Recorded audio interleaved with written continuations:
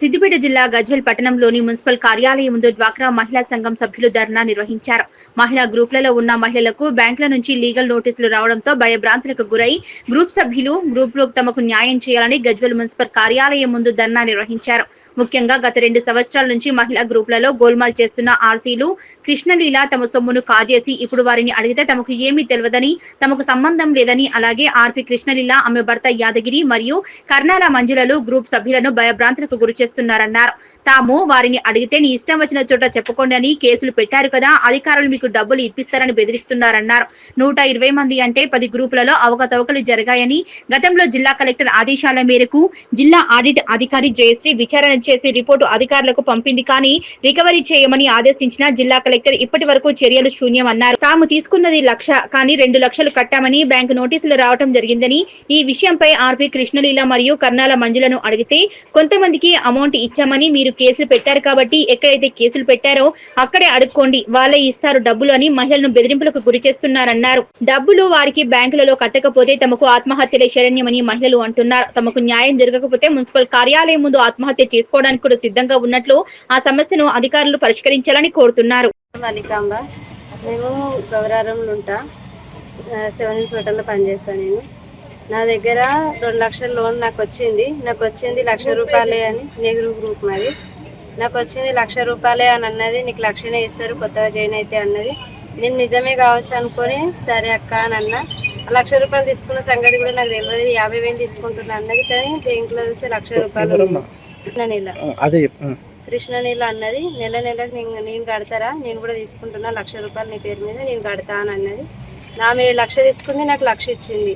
ఇప్పుడు అడుగుతేనేమో నాకు తెలియదు, మీరు కోట్ల చుట్టూ అటు ఇటు తిరుగుతురు కదా, వాళ్ళకి ఇలా చెప్తురు కదా, వాళ్ళే కడతారు మీ పైసలు అని అంటుంది. ఇప్పుడు మేము ఏడేడా కంప్లైంట్ ఇస్తే వాళ్ళే కడతారు, కంప్లైంట్ ఇచ్చిన వాళ్ళే కడతారు అని అన్నది. వాళ్ళకే పోయి అడుగుర్రి, వాళ్ళు ఏం తీర్పిస్తారో వచ్చినాక చూద్దాము, అప్పటిదాకా నా దగ్గరనైతే ఏం లేదు అని అంటుంది.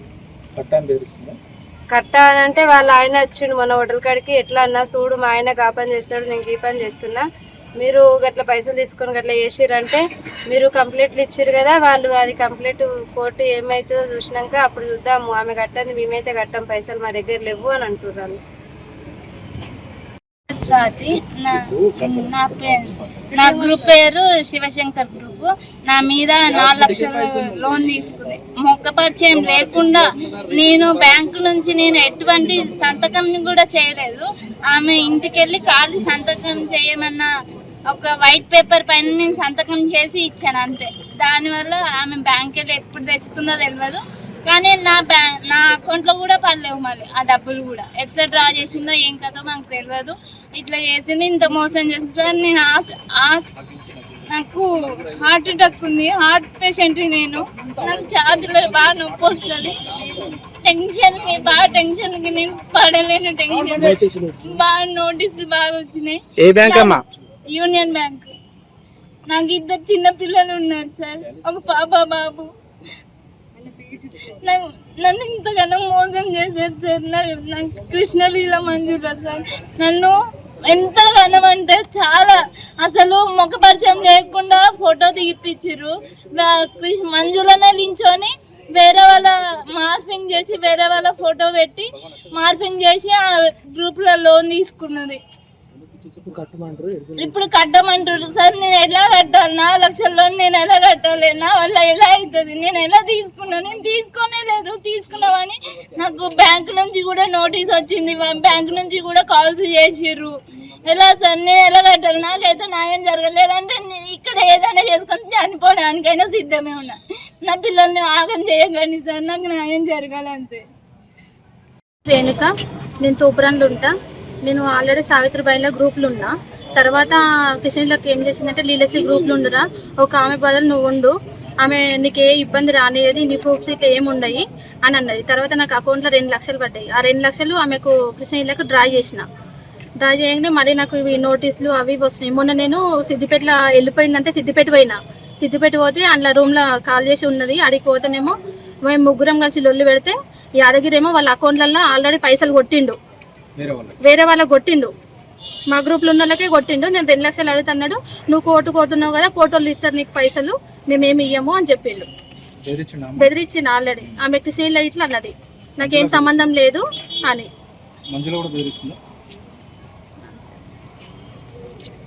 లక్షలు పడితే డ్రా చేసి ఇచ్చేసిన. మళ్ళీ ఇప్పుడు ఇంకా రీసెంట్ ఇయర్ ఏం జరిగిందంటే శ్రీనిధి పైసలు నా దాంట్లో నా పేరు మీద కొట్టింది, కానీ నాకు ₹1 ఇట్లా రాలేదు. నా పేరు మీద మాత్రం శ్రీనిధి పైసలు 40,000 వచ్చింది. ఇప్పుడు ఆ వేటు పోయినా ఇట్లా మాకు తెలియకుండా అసలు ఆధారమే లేదు నాకు. ఇప్పుడు అట్లా 2 లక్షలు మునిగినా, ఇట్లా 40,000 మునిగినా. నేను ఒక గ్రూప్ లో 2 లక్షలు మునిగినా, ఇంకొక గ్రూప్ లో 40,000 మునిగినా. 2 గ్రూప్లలో పెట్టింది నన్ను ఒక్కదాన్ని. ఒక గ్రూప్ లో మొత్తం అది పేక్ అని చెప్తుంది లీలశ్రీ గ్రూప్ లో. ఖచ్చితంగా మాకు న్యాయం జరగాలని కోరుతున్నాం. వచ్చింది కోర్టు నుంచి అయితే నోటీస్ వచ్చింది కట్టమని. మేము తీసుకొని కోర్టు నుంచి వచ్చినా మేము ఏం కట్టగలుగుతాము? కృష్ణలీల మోసం చేసింది ఇప్పుడు మమ్మల్ని. మంజుల, కృష్ణలీల, యాదగిరి, కృష్ణలీల భర్త. నన్ను కర్నాల మధ్యలో ఇక్కడ తీసుకొచ్చి నీకు బతుకుదొరు చూపిస్తాక నీకు ఇట్లా వేసి అట్లా వేసి అని తీసుకొచ్చింది. నన్ను ఇక్కడ పెట్టింది. అయితే గ్రూప్లో జాయిన్ చేయక ఒక మెంబర్ తక్కువ ఉన్నారాక నువ్వు ఉండు, నేను తీసుకుంటా డబ్బులు, నీకు అవసరం ఉన్నప్పుడు నీకు ఇప్పిస్తా అని తీసుకొచ్చి పెట్టించింది సార్. పెట్టించినాక నా 2 లక్షలు తీసి డ్రా చేసి ఇచ్చేసిన. మళ్ళీ నా తరఫున ఇంకో 3 పెట్టించిన. నాకు బతుకుదొరు చూపిస్తానంటే వాళ్ళు కూడా సరే నీకు బతుకుదొరు ఉన్నది కదా, నీకు ఎట్లయినా వాడుకో, ఇట్లా మిషన్లు అవి చేస్తా అన్నారు కదా, అవి తీసుకొని పైసలు ఇచ్చినారు సార్. వాళ్ళు కూడా 2 లక్షలు, వాళ్ళు 6 లక్షలు ఇచ్చినారు. నా 2 లక్షలు 8 లక్షలు సార్. కృష్ణలీల మంజులో తీసుకున్నారు సార్. తీసుకొని నా మీద బంగారం నింద పెట్టి నన్ను ఇంతకెళ్ళి కూడా బయటకు పంపించింది సార్.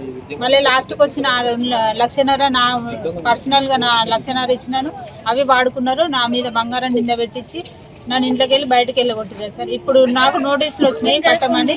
ఇప్పుడు నేను కట్టే పరిస్థితి కూడా లేదు సార్. నాకు చిన్నపిల్లలు ఉన్నారు, నేను సింగిల్ ఉమెన్, మా ఆయన కూడా లేడు. నేను కిరాయి కట్టుకుంటా బతికేదాన్ని, గిండికి అది కూలి పని చేసుకుంటా బతికేదాన్ని. ఇప్పుడు నాకు నోటీసులు వచ్చినాయి. నేను ఎట్లా కట్టే శక్తి కూడా నాకు లేదు. ఇప్పుడు సూసైడ్ చేసుకునే పరిస్థితి అయిపోయింది. నేను ఇక్కడ సూసైడ్ చేసుకుని చచ్చిపోతే నా పిల్లలు ఆగమవుతారని నేను ఇన్ని రోజులు ఒప్పుక పట్టుకుంటున్నా సార్. ఇప్పుడు నోటీసులు వచ్చినాయి, దానికి సమాధానం చెప్పమంటే వాళ్ళు ఫోన్లు లిఫ్ట్ చేస్తే వాళ్ళు ఆయన ఎనగుర్తి యాదగిరి నేను కట్టిస్తా సంధ్య, నువ్వు అక్కడిక్కడ తిరగకు అని ఫస్ట్ హెచ్చరించినాడు, నన్ను బెదిరించినాడు. నేను కడతాను కదా, నువ్వు ఎందుకు తిరుగుతున్నావు వాళ్ళతో నీళ్ళతో, తిరగకు, ఇంటికాడ ఉంటే నేను కడతాను, నేను కట్టిస్తాను చెప్పినారు సార్. మళ్ళీ ఫోన్ కూడా చేసలేరు, ఫోన్ లిఫ్ట్ చేసలేరు. దీనికోసం నాకు న్యాయం చేయాలి, గవర్నమెంట్ ఇదే ఆదుకోమని చెప్తున్నాను. ఈరోజు జరిగిన ఈ విషయ కార్యక్రమం ఏంటంటే ఎస్ఎల్ఎఫ్ సరస్వతి ఇస్లాం మహిళా సంఘం గురించి మాట్లాడడం జరుగుతుంది. ఈ సంఘంలో కృష్ణలీల, మంజుల, కర్నాల మంజుల, ఎనగుర్తి కృష్ణలీల, ఎనగుర్తి యాదగిరి వీళ్ళ పాత్రలు ముమ్మరంగా కొనసాగుతున్నాయి. ఇందులో అధికారుల నిర్లక్ష్యం చాలా వహిస్తున్నారు. బాధిత కుటుంబాలకు న్యాయం చేయకుండా ఎన్నో కంప్లైంట్లు వేయడం జరిగింది. కలెక్టర్ గారు ఆధ్వర్యంలో స్పెషల్ టీం వేయడం జరిగింది. ఆ స్పెషల్ టీం ద్వారా కొంత న్యాయం జరిగిందనే తరుణంలోనే మాకు లీగల్ నోటీసులు రావడం కూడా జరిగింది. మేము ఒక పూట రేషన్ బియ్యం కూడా తీసుకొని నెలంతా సర్దుబాటు చేసుకుంటూ ఒక పూట తింటే ఒక పూట గడవని పరిస్థితుల్లో గడిపే కుటుంబాలను సెలెక్ట్ చేసుకొని ఇంతటి భారీ స్కామ్కు తెరలేపినారు. దాని వెనకాల నుండి నడిపించింది ఎనగుర్తి యాదగిరి. ఎందుకంటే పలుమార్లు హెచ్చరించడం జరిగిందని, నేను అడ్వకేట్ను, నేను లాయర్ను, నాకు విలేకరులు ప్రతి ఒక్కరు అమ్ముడు పోయిరని ప్రతిపక్షంగా నా ముఖాముఖి చెప్పడం జరిగింది. ఎన్నోసార్లు ప్రతి మార్లు నాకు చెప్పిన ఏ పత్రిక వాడు రాయడు, ఏ మీడియా రాయదు, ఏ టెలిఛానల్ చూపించదు, ఏ పత్రికలో రాదు, పలు మార్లు హెచ్చరించాడు. అయ్యా మిత్రులారా, నేను ప్రతి ఒక్కరిని మిమ్మల్ని వేడుకుంటున్న, బాధిత కుటుంబంలో నేను బాధితుని, నేను ఒక పూట తింటే ఒక పూట గడవలేను, నేను ఒక బాధితుని సార్. దయచేసి మా కుటుంబాలకు మీరు న్యాయం చేయాలి.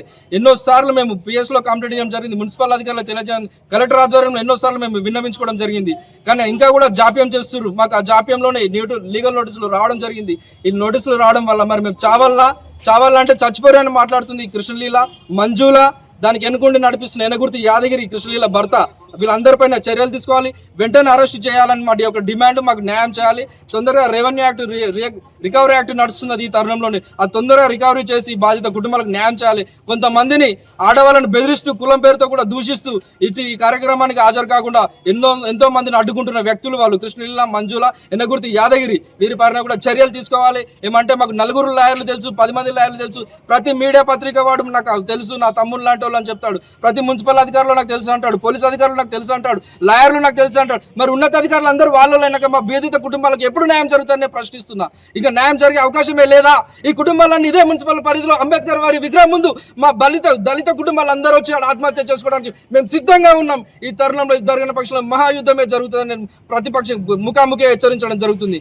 మాకు న్యాయం జరిగే వరకు మేము వెనుకడుగు వేసేదే లేదు. ఈ కుటుంబంలో అని అంటాడు, ఎన్నో కుటుంబాలు చస్తే చూస్తానని మాటిస్తున్నారు. ఎవరు? ఎన్నగుర్తి యాదగిరి, వాళ్ళ భార్య మంజుల, కృష్ణలీల వాళ్ళ భార్య, వీళ్ళందరూ కలిసి మాటిస్తున్నారు. అంటే హెచ్చరిస్తున్నారు, మమ్మల్ని భయభ్రాంతులకు గురి చేస్తున్నారు. ఇలాంటి పరిణామంలో దయచేసి మా కుటుంబాలందరికీ ఇది స్టేట్ లెవెల్లో, రాష్ట్రం వరకు, స్టేట్ లెవెల్లో సెక్రటరియట్ వరకు ఈ విషయాన్ని చేర్చండి. అన్ని విషయాలు అందరి వరకు చేర్చండి. రాష్ట్రం మొత్తం తెలియాలి ఈ విషయం. మహిళా గ్రూపులు ప్రతి జిల్లాలో జరుగుతుందా? అందరు అధికారులు ఇలాగే ఉన్నారా?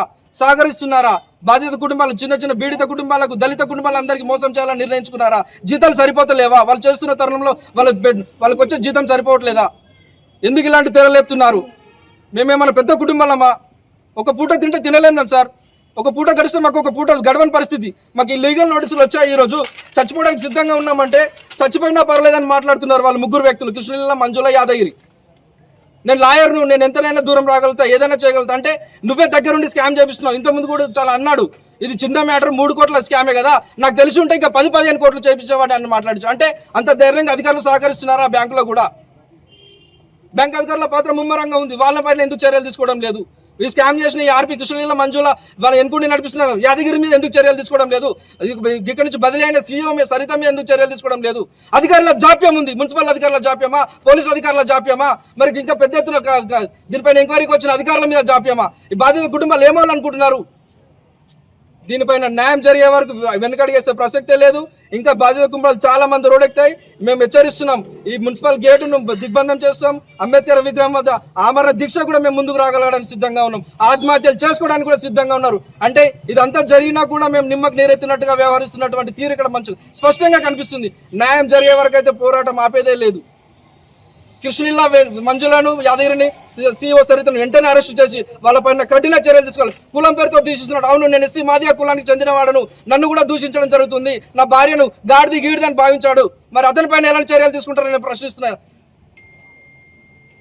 మాకు ఎవరెవరితో ఫోన్లు చేయించి బెదిరించడం కూడా జరుగుతుంది. అయ్యా, మాకు అవన్నీ ఏం అవసరం లేదు, మాకు చేసిన నష్టానికి మీరు అక్కడ తిరిగి బ్యాంకులోనే చెల్లించండి, మాకు వ్యక్తిగత విభేదాలు లేవు, మేము కులం కాదు, మాకు ఎలాంటి పగ విభేదాలు లేవని కూడా పలుమార్లు ప్రాధాయపడిన సందర్భాలు ఉన్నాయి. కాళ్ళు పట్టుకుని బదిలైన సందర్భాలు ఉన్నాయి, దండం పెట్టి బదిలైన సందర్భాలు ఉన్నాయి. అయినా కూడా వాళ్ళకు కనికరం లేనట్టు వ్యక్తిత్వం వాళ్ళు వ్యక్తపరుస్తున్నారు. వీటిపైన కఠిన చర్యలు ఖచ్చితంగా తీసుకోవాల్సిందే. మరి ముఖ్యంగా దయచేసి నాకు క్షమించాలి. అతనన్న మాటనే మీ ముందు తెలియపరుస్తున్నా. ప్రతి మీడియా వ్యక్తులు నాకు అమ్ముడుపోయాడు అన్నాడు. ఈ విషయం అయితే అతను అన్నదే, నేను కల్పించింది కాదు, సృష్టించింది కాదు. ఈ విషయాన్ని అయితే మీరు నా దృష్టి ఉంచుకొని క్షమించాలి. అతన్న మాటనే మీకు తెలియజేస్తున్నా. ఈ మాటను, ఈ బాధ్యత ముఖాలు చూడండి ఒకసారి. వాళ్ళకి ఏ జ్ఞానం లేదు, చదువుపైన జ్ఞానం లేదు, వేలిముద్ర అంటే వాళ్ళు నిరక్షరాతులను ఒకరికొకరు పరిచయం లేనట్టు వాళ్ళని సెలెక్ట్ చేసుకొని ఈ స్కాములు తెరలేపడం జరుగుతుంది. అంటే వాళ్ళకు కనీసం వాళ్ళ ఒక బస్సు ఎక్కి వాళ్ళ గమ్యానికి చేరుకొని వాళ్ళ సొంత కుటుంబం నడుపుకోవడం వరకే వాళ్ళ తెలివిని వాళ్ళు ఉపయోగించుకుంటారు. అంటే ఒక బాధిత కుటుంబాలు మంచి విజ్ఞత అంటే సరైన జ్ఞానం లేని వాళ్ళను, మంచి మేధాశక్తి లేని వాళ్ళను వాళ్ళు ఎంచుకొని ఇలాంటి కార్యక్రమాలకు తెరలేపడం జరుగుతుంది. అంటే వాళ్ళు అంటారు, ముందు నడిపిస్తున్నావు కదా, నీ సంగతి చూస్తాను, నన్ను కూడా మరి హెచ్చరిస్తున్నాను. నాకు కూడా ప్రాణభయం ఉంది అతనితో, యాదగిరితోటి, యాదగిరితోటి, కృష్ణలీల, మంజులతో నాకు కూడా ప్రాణభయం ఉంది. మరి నాకు కూడా న్యాయం చేయాలని మనస్ఫూర్తిగా కోరుకుంటున్నా. ఇట్టి విషయంలో ప్రతి అధికారి వెంటనే స్పందించి మాకు వెంటనే రికవరీ యాక్ట్ చేసి బాధిత ఆ కుటుంబాలకు న్యాయం చేయాలి. ఆ బ్యాంకులో డబ్బు జమ చేసి మాకు ఎలాంటి అప్పులు లేనట్టుగా మాకు ఎన్ఓసి ఇస్తే ఆడికే మేము నమస్కరించుకుంటామని విన్నవించుకుంటున్నాను.